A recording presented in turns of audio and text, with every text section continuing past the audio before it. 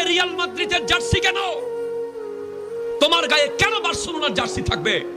তোমার মাথার চুল কেন ইহুদিদের মতো হবে? তোমার পরনের জিন্সের প্যান্ট কেন ছেঁড়া থাকবে? তুমি কেন 3/4 প্যান্ট পরবে? তোমাকে কি আমার নবী সুন্নাহ দিয়ে যায় নাই?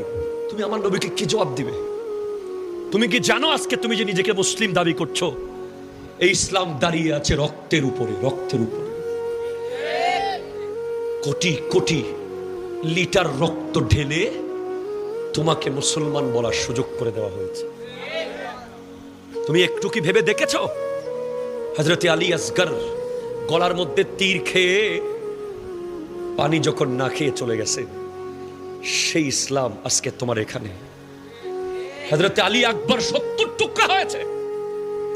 হযরত আমির হামজা রাদিয়াল্লাহু তাআলা আনহুকে 70 টুকরা করে কলিজা বের করে চাবানো হয়েছে তোমাকে ঈদুল ফিতর দেওয়ার জন্য, তোমাকে ঈদুল আজহা দেওয়ার জন্য, তোমাকে মাহে রমজান দেওয়ার জন্য, তোমাকে কোরআন দেওয়ার জন্য।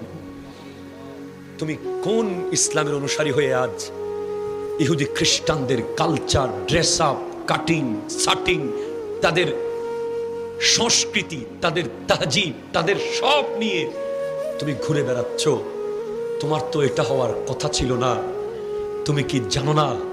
তোমাকে কি বলা হয় নাই? আমার নবী কি বলেন নাই? ইগতানিম খামসান কাবলা খামসিন, 5টা বিষয় আসার আগে অন্য 5টা বিষয়কে তুমি মূল্যায়ন করো। এক, শাবাবাকা কাবলা